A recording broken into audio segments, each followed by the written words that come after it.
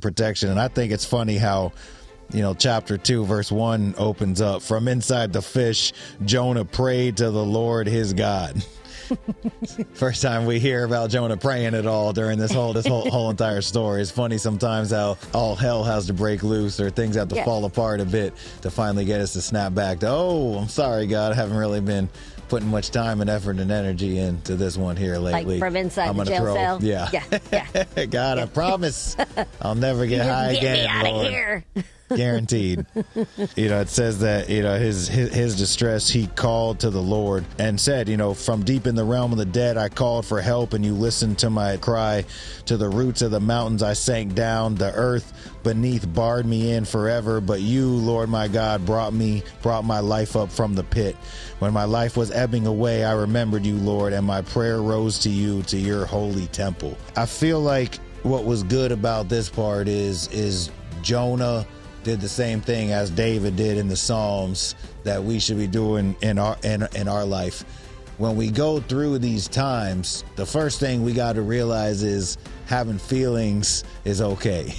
God created us with feelings, not to say that we should be in our feelings at all times, but we're going to be emotional when things happen. That's just part of the process. Someone wants to act, oh no, you just get with God and you're just like a stoic during everything that happens.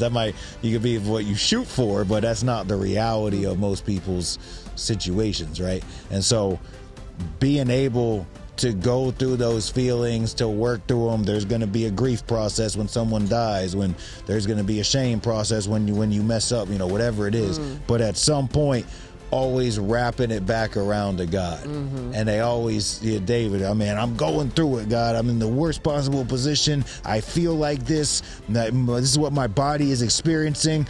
But I know at the end of the day that you're going to come through. I believe that you didn't leave me in all those other times. You're not going to leave me now. It's really horrible, but I'm just going to have faith that somehow, some way you're going to help me to work through this. You may change the situation. You may not change me through it.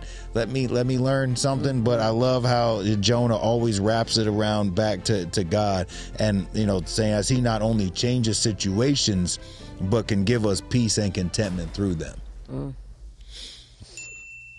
So obviously we can pray during those times for God to change things, but we've talked many times in the past about, God, I'm asking you to change this, but at the same time, if it's not in your will, then what do I need to get out of this? Help me to have peace and contentment through it. Help me to learn whatever I need to from it to come into play in the next situation, or to help someone else that's going through something similar, or whatever it is.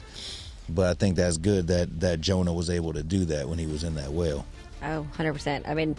And being in a jail cell isn't, as crazy as being in a whale. But I tell you what, when I was in recovery pod, and, the only connection you have to the outside world is the phone, and you're trying to call your lawyer, you're trying to call all these people to try to fix the situation. And I can remember November 17th was like, I'd been in there since August.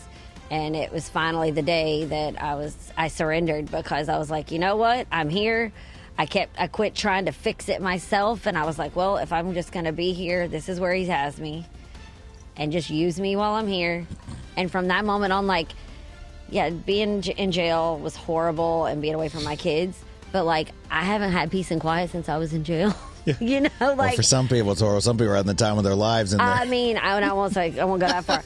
But the sisterhood in the recovery pod, there's 7 or 8 of us that are still friends that talk on a weekly basis. I would have never met those beautiful women anywhere else, because our lives wouldn't have intersected, I don't think, anywhere else. So those friendships and relationships that were built there out of that horrible situation, I'm grateful for it today, but in that moment, I wanted to change it and fix it.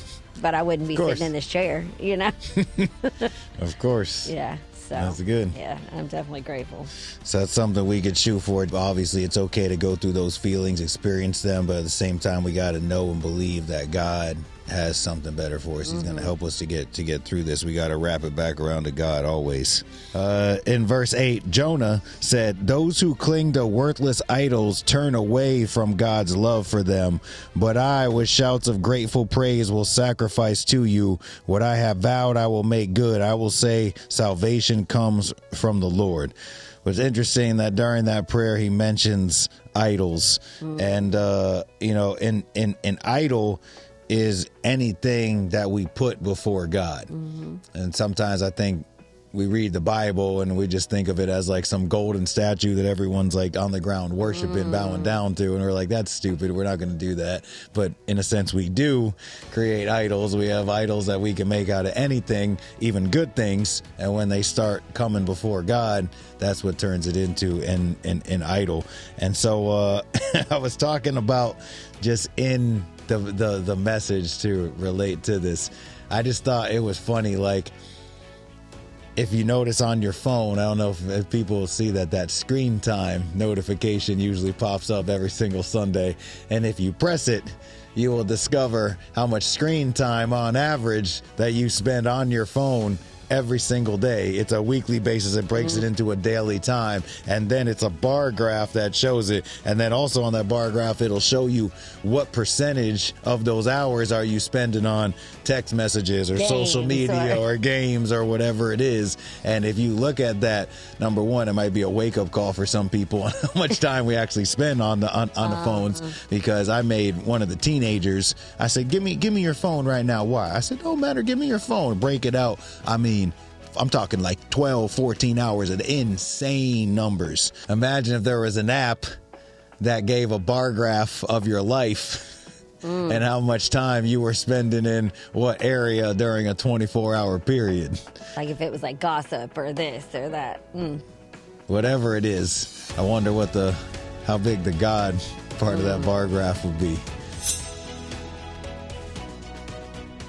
Hey, y'all, you've heard us talk about our nonprofit, Hand Up to Victory. I am here to tell you that it changed my life. I don't know where I would be without it.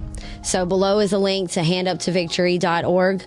Please click on that link and go to the donations tab. You may save a life, change a life.